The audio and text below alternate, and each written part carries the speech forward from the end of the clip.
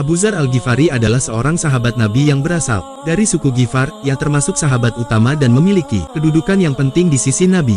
Nama aslinya adalah Jundab ibnu Junada ibnu Qais ibnu Amr.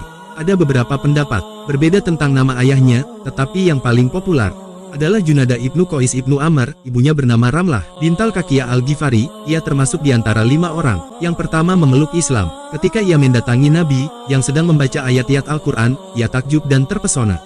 Pada saat itu juga ia langsung menyatakan keislamannya, lalu bertanya kepada Rasulullah, apakah yang hendak paduka perintahkan kepadaku? Nabi menjawab, kembalilah kepada kaummu dan tunggulah sampai ada perintah dariku.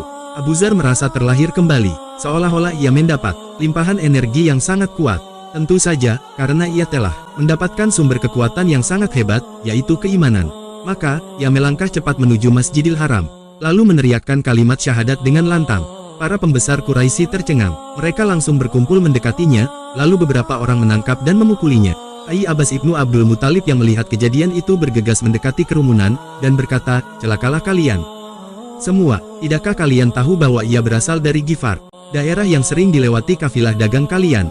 Jika kalian menyakiti orang Ghifar, sangar mungkin mereka akan menjegal kafilah dagang kalian. Orang-orang Quraisy itu pun meninggalkannya. Keesokan harinya, Abu Dzar kembali mendatangi Masjidil Haram dan meneriakkan kalimat syahadat. Orang-orang Quraisy kembali mengeroyok dan memukulinya hingga ia jatuh pingsan. Setelah kejadian yang kedua, Rasulullah kembali memintanya pulang kepada kaumnya dan mengajak mereka kepada Islam. Maka, Abu Dzar pulang kepada kaumnya dan menyebarkan seruan Islam kepada mereka. Setelah kaumnya mengikuti seruannya, ia bergerak menyeru kabilah Aslam dan mereka pun mengikuti seruannya. Hari-hari berlalu, Abu Dzar tetap kukuh dalam keimanannya kepada Allah dan Rasulullah. Ia pun tak pernah bosan mengajak orang-orang untuk mengikuti jalan Islam, jalan keselamatan. Suatu hari, Abu Dzar mendengar bahwa Rasulullah telah hijrah dan menetap di Madinah.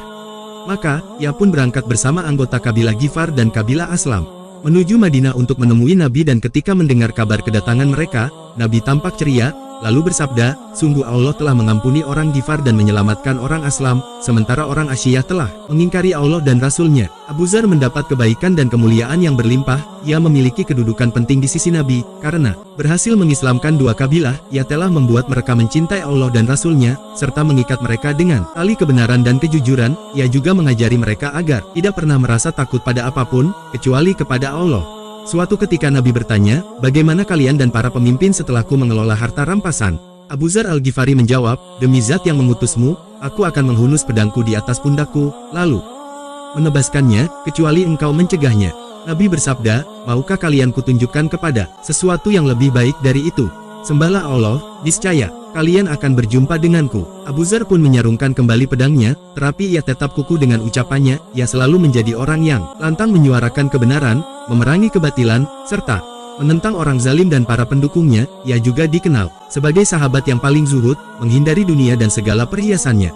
Ia sering menghindari keramaian dan tidak suka ketika orang-orang menyambut dan mengeluh-elukannya. Ketika datang ke suatu tempat dan melihat orang-orang menyambutnya, ia akan berpaling dan menjauh. Al-Tabrani meriwayatkan bahwa bersabda, kezuhudan Abu Dzar di antara umatku adalah seperti Isa ibnu Maryam. Ketika Nabi wafat, Abu Dzar merasa sangat terpukul dan berduka seperti semua kaum muslim lainnya. Kendati demikian, ia tetap kukuh dalam kesalehannya. Ia pun mengikuti dengan setia kepemimpinan Khalifah Abu Bakar Al-Siddiq. Ia melihat Abu Bakar melaksanakan tugasnya sebagai pemimpin umat dengan baik hingga ajal menjemputnya. Kemudian Umar Ibn Al-Khattab muncul sebagai pemimpin kaum muslim. Sebagaimana Abu Bakar, Umar pun memimpin umat mengikuti teladan Rasulullah. Setelah Umar wafat, Utsman ibnu Affan menjadi khalifah. Di masa kepemimpinan Utsman, Abu Dzar melihat sebagian pemimpin kaum muslim terbius oleh kehidupan dunia dan kenikmatannya. Maka, Abu Dzar bangkit meneriakkan ketidakadilan. Ia mengkritik para pemimpin umat yang dilenakan oleh kehidupan dunia. Salah seorang pemimpin, yaitu Muawiyah, merasa terusik dengan teriakan dan kritik-kritik yang dilontarkan Abu Dzar sehingga ia menulis surat kepada Khalifah Utsman ibnu Affan, yang kemudian memanggil Abu Dzar dan memintanya agar menetap di Madinah mendampinginya. Namun, Abu Dzar menjawab, aku tidak punya kepentingan apapun dengan urusan dunia kalian. Kemudian, ia pergi menuju Rubazah. Abu Dzar memang terkenal dengan kesalehan dan kezuhudannya. Tak sekalipun ia dipalingkan oleh urusan dunia dari mengingat Allah dan beribadah kepadanya. Mengenai keteguhan dan kezuhudan Abu Dzar, Nabi pernah menyebutkannya dalam hadis, ketika kaum muslim bergerak menuju Tabuk. Dalam ekspedisi itu ada beberapa muslim yang tidak ikut ke medan perang.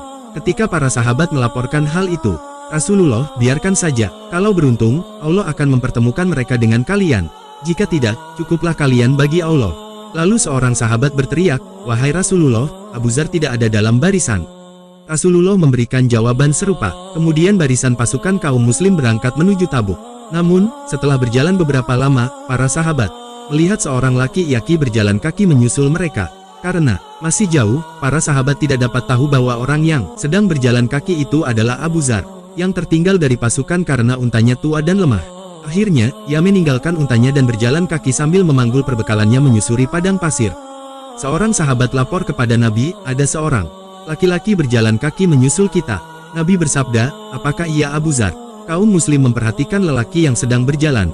Itu kemudian mereka berkata, wahai Rasulullah, demi Allah, ya memang Abu Dzar. Rasul kembali bersabda, semoga Allah merahmati Abu Dzar yang berjalan seorang diri, mati seorang diri, dan kelak akan bangkit seorang diri.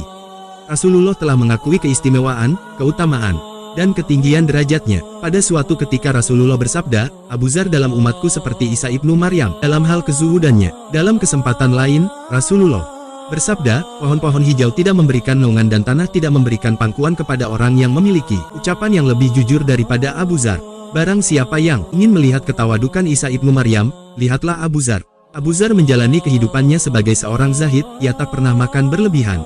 Pada masa Rasulullah masih hidup, jatah makanannya hanya satu sak kurma, ia tidak mengambil jatah yang lebih dari itu, walaupun kaum muslim mendapatkan kemudahan dan kekayaan setelah penaklukan Makkah. Ternyata apa yang disabdakan oleh Nabi itu benar-benar menjadi kenyataan. Di saat-saat terakhir kehidupannya, Abu Dzar memilih mengasingkan diri, tidak ada yang menemaninya kecuali istri dan anaknya. Dan, menjelang kematiannya, Abu Dzar berwasiat kepada istri dan anaknya agar jika ia wafat, merekalah yang memandikan dan mengafaninya.